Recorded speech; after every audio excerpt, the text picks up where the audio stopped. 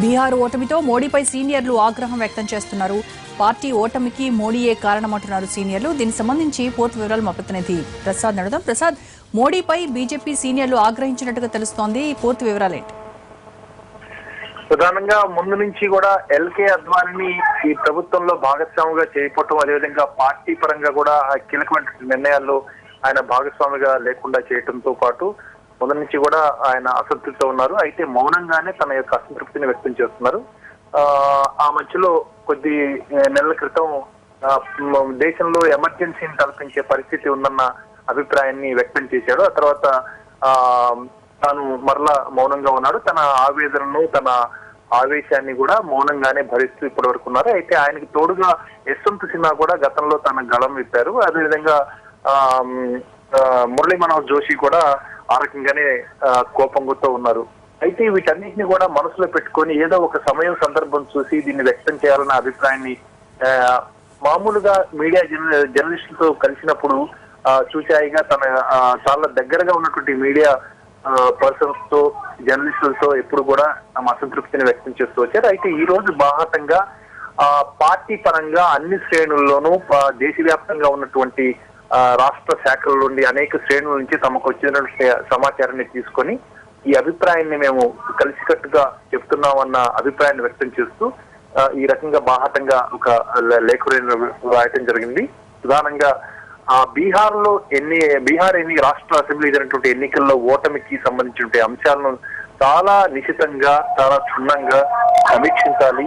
వీటన్నిటిని పరిశీలించిన తర్వాత కారణాలు తెలుసుకొని ఆ కారణాలకు కనుక చికిత్స చేయకపోయినట్లయితే పార్టీ పరిస్థితి మరింత దిగజారిపోయే ఆస్కారం ఉంది. కేవలం ప్రభుత్వ పరంగా, పార్టీ పరంగా కొద్ది మంది చేతుల్లోనే పార్టీ నడుస్తుంది, ప్రభుత్వం నడుస్తుందనే భావన అన్ని శ్రేణుల్లోనూ దేశవ్యాప్తంగా ఉంది. కాబట్టి ఈ పరిస్థితిని చక్కదిద్దాలి అన్న అభిప్రాయాన్ని వీరంతా కూడా మూకుమ్మడిగా వ్యక్తం చేయడం జరిగింది. అయితే వీరంతా కూడా ముందు నుంచి కూడా అసంతృప్తివాదులుగానే ముద్రపడి ఉన్నారు. అయితే బాహాటంగా ఈ రోజు రావడంతో దీనికి పార్టీలో చర్చ తీసుకొచ్చేందుకు ఇదొక ప్రామాణికంగా ఉండే అవకాశం ఉంది. భవిష్యత్తులో మోడీ పైన, అదేవిధంగా భారతీయ జనతా పార్టీ జాతీయ అధ్యక్షుడు అమిత్ షా పై కూడా చాలా మంది చాలా అక్కస్తో ఉన్నారు, చాలా కోపంతో ఉన్నారు.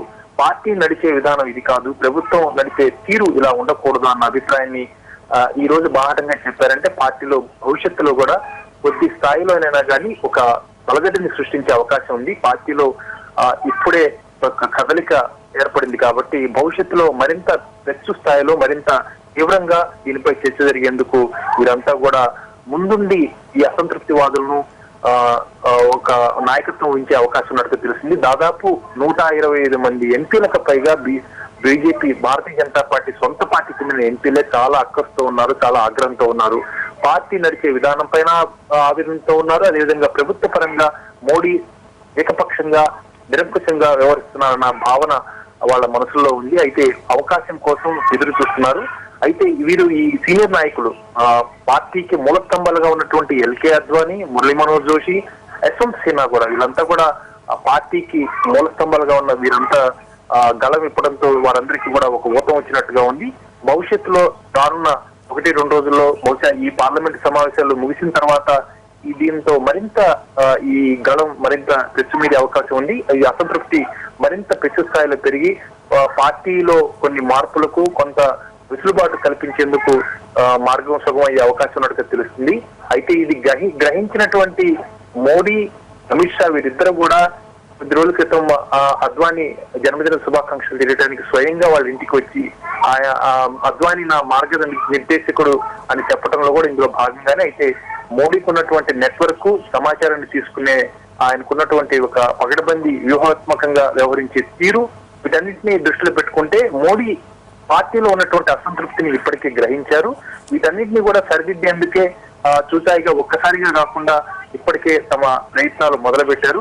వీటి ఏ రకంగా ఎలాంటి పరిస్థితులకు దారి తీస్తుందో పార్టీలో వారంతా కూడా పార్టీలో ఉన్నటువంటి అభిప్రాయానికి అనుగుణంగా కొంత తగ్గే అవకాశం ఉందా, లేకపోతే ఏకపక్షంగా తమ విధానాన్ని కొనసాగించే అవకాశం ఉందా అన్నది వేచి చూడాలి. అయితే కొంతమేరకు మోడీ రాజకీయ చిత్రుడు కాబట్టి కొంతమేరకు తన యొక్క ఏకపక్ష విధానాన్ని తగ్గించుకొని అమిత్ షా కూడా అందరినీ కలిపోయే అభిప్రాయం కలుగజేసి కొంత మేరకు సంఘ పరివారు ని అడ్డం పెట్టుకొని ఇంకొంతకాలం కొనసాగించే Right. అవకాశం ఉంది. అయితే ఇదే Right. తీరు మాత్రం Right, కొనసాగే Prasad. అవకాశం లేదు.